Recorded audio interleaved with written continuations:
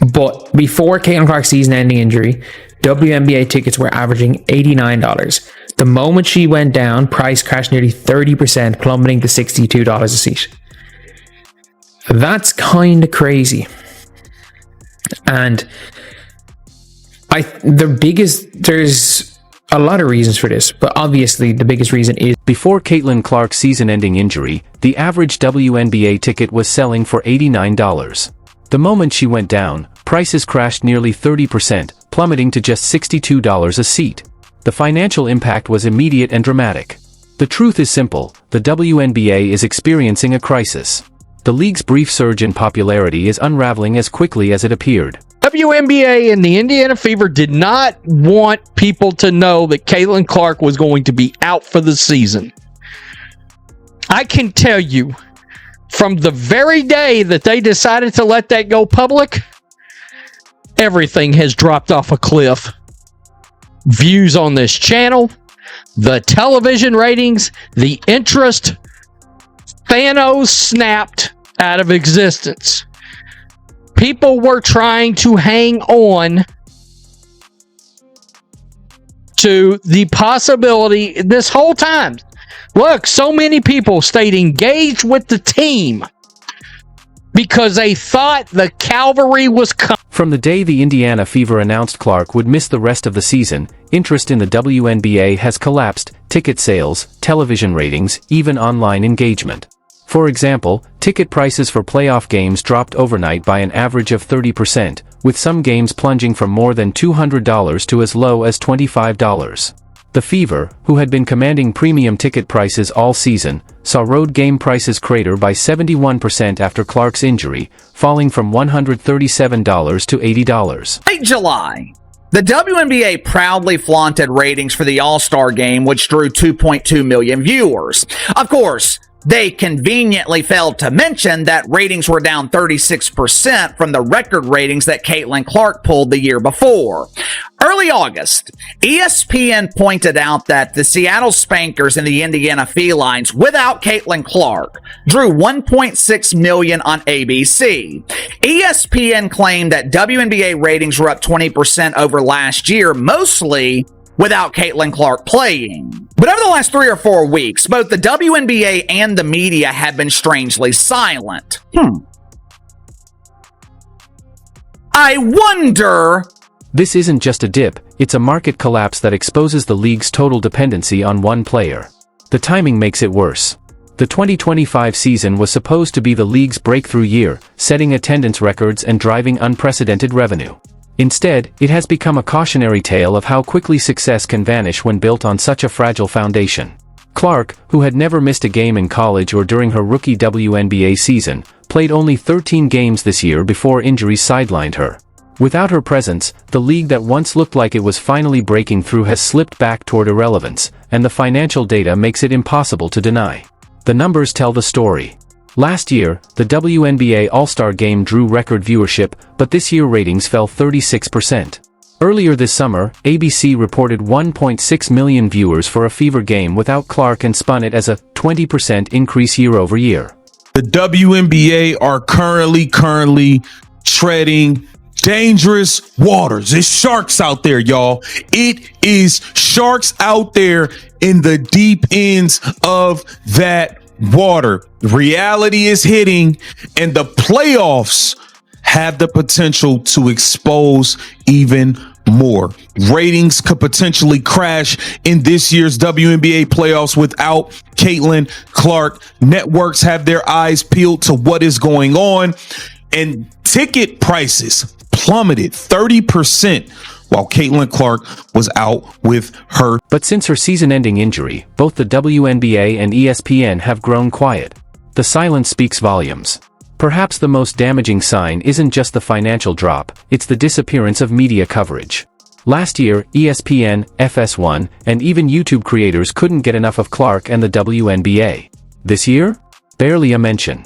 Networks that once hyped the league's arrival are quietly pulling back, cutting segments, and moving on to more profitable sports. The harsh reality is that sports media follows ratings and fan engagement. Again, she's only on one team. But a very big chunk of the total attendance in WNBA is from the Indiana Fever. They have the second highest home attendance, and teams are literally moving arenas. So yeah, a lot of teams, whether it be the Lynx opening the Upper Bowl, whether it be the Wings, the Dream, the Sky, all of these teams moving games. All of these teams are moving games for the Indiana Fever, regardless of who it is. They all have to sell those seats. And a lot of people don't want to go, and it's super cheap. Like, it's a lot easier to fill a 10,000 seat arena without Caitlin Clark than to fill 20,000. So you're going to have to find a way to do it anyway, which is what a lot of people are going to be doing, trying to sell tickets. Without Caitlin Clark, the WNBA doesn't have a mainstream hook. Even ESPN, which invested heavily in the league during the Clark era, now faces the fact that its programming was built around a single player. The WNBA playoffs are here, but unlike last year, when debate shows and talk radio buzzed with WNBA storylines, this season has been met with silence. The WNBA playoffs begin on Sunday. Have you noticed that no one is talking about it? This time last year, the WNBA was dominating talk shows on ESPN and FS1. Content creators on YouTube were flooding the platform with WNBA videos. This year, it's complete silence.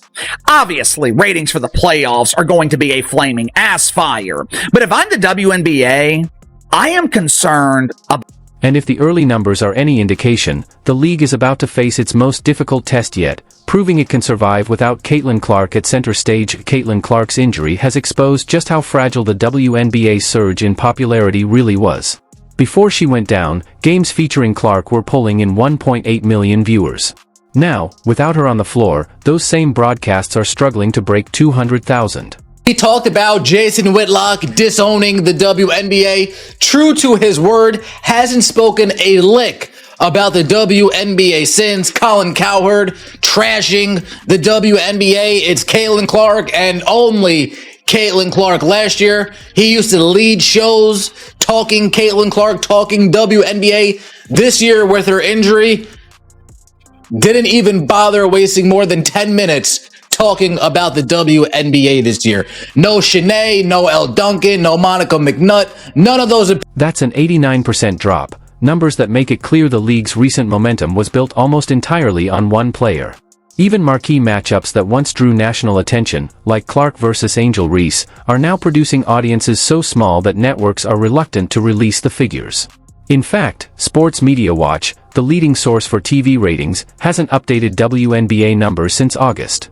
When the league doesn't like the results, those ratings seem to vanish. Ticket sales tell the same story. At the height of Clark Mania, prices soared above $200 a seat.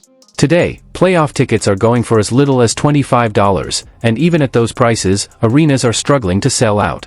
What should be the most exciting time of the season is instead a glaring reminder that, without Clark, demand just isn't there. For nationally televised games have mysteriously disappeared. I knew the WNBA lived in a world of make-believe, but I never realized they were magicians. It seems when ratings fail to meet expectations, the WNBA makes ratings disappear faster than pants at the Butt Bongo Festival. Sports Media Watch, which is the go-to source for sports ratings, Sports Media Watch, they have not updated WNBA ratings since August. The tragedy is that this collapse was preventable. Clark had been dealing with nagging injuries for months, from quad strains to groin pulls, as the league allowed excessive physical play to go unchecked. Instead of protecting its biggest star, the WNBA looked the other way while the very player driving its success was worn down. Her season-ending injury didn't just take out a player, it undermined the league's entire growth strategy. Commissioner Kathy Engelbert, who had been confidently talking expansion and revenue growth, now faces the nightmare scenario, a return to pre-Clark irrelevance. Attempts to promote other players and storylines have fallen flat. Ratings, merchandise sales, and sponsor interest are all slipping back to where they were before Clark entered the league. Fans, casual viewers, and advertisers have all sent the same message: without Caitlin Clark, the WNBA simply isn't a must-watch product. No, them Caitlin Clark tickets was hard to get your hands on. It don't matter if she was playing in LA, Indiana, Atlanta, Seattle. It did not matter. Afghanistan. It didn't matter. It was hard to get your hands on a Caitlin Clark ticket. Y'all see how many people showed up in Iowa? They could have filled up a football stadium. A football stadium. Super Bowl. Yeah, that is the demand for. The impact extends beyond TV and ticket sales. Corporate sponsors who bought into the Clark effect are rethinking their commitments. Merchandise that once flew off the shelves now sits unsold. Social media engagement has collapsed. And sports talk shows, which once covered the WNBA daily, are quietly moving on to other stories. The most painful part for the league is that critics saw this coming. They warned that building the future of women's basketball around one star was unsustainable. Now, with Clark sidelined, those warnings look more like predictions. The playoffs, instead of being a showcase, are at risk of becoming a ratings embarrassment. Reduced viewership means less ad revenue, which ultimately affects salaries, sponsorships, and the league's ability to grow. And a Nike commercial, other than a Gatorade commercial. How many commercials have you seen of companies putting WNBA players as the face of their commercial? I can't think of one. The only commercial that comes to mind is the Paige Becker's Coach commercial, and they don't even put that on television. That seems to be strictly a League Pass commercial that they show us while we're watching WNBA on League Pass. Other than that, has there been any State Farm commercials not featuring Caitlin Clark that you've seen throughout this season? In short, the WNBA's golden era turned out to be an illusion. Without Caitlin Clark, the numbers prove what skeptics have said all along. There just isn't enough widespread interest to sustain the hype. Caitlin Clark is more than just a promising young player. She's the engine that has driven the WNBA's recent surge in attention. You don't have to be her biggest fan to admit it. She sells tickets, fills arenas, and makes people tune in. Her injury has left a void the league simply hasn't been able to fill. Commissioner Kathy Engelbert's legacy will likely be defined by how catastrophically the league mishandled its most valuable asset. Instead of protecting Clark and ensuring the league's brightest star could thrive, the WNBA allowed excessive physical play to wear her down. The result was inevitable, a season-ending injury to the one player whose presence meant the difference between relevance and irrelevance for the entire league. A whole sports media is upset at the WNBA for what they've been doing to Caitlin Clark. You hear me? Depriving everybody from enjoying the game of basketball. You hear me? She put women basketball back on the map. Yes, the WNBA has been irrelevant. And I'm glad everybody is speaking up. Colin Cowherd, Jason Whitlock, Stephen A. Smith, Skip Bayless. Yeah, everybody upset. Bruh, like, these women, they so petty, bruh, and they don't even care, dog. They don't mind hurting themselves just to hurt you, bruh. That's crazy. By watching it. What we're witnessing now is a case study in how quickly success can vanish when it's built on shaky foundations. Ticket prices are collapsing. Television ratings are approaching historic lows. Media coverage is drying up.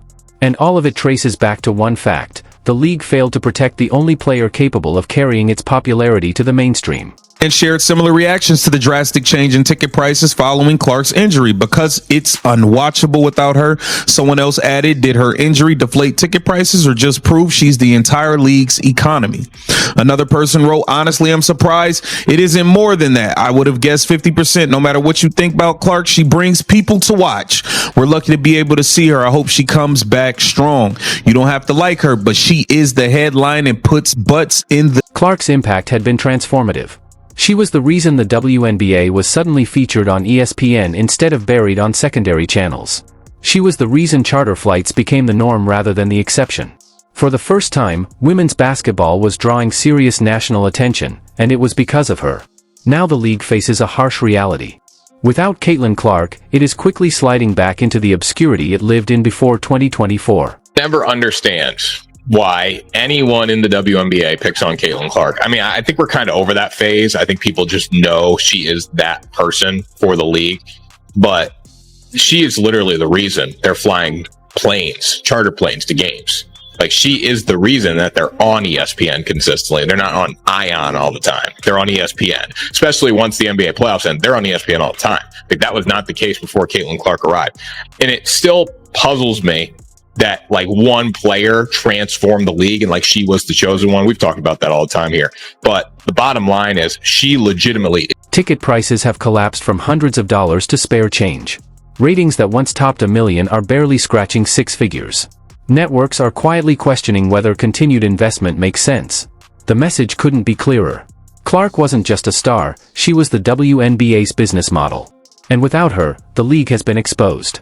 Until she returns, the WNBA will remain stuck in the same place it has been for most of its existence, on the margins of American sports, struggling to stay relevant.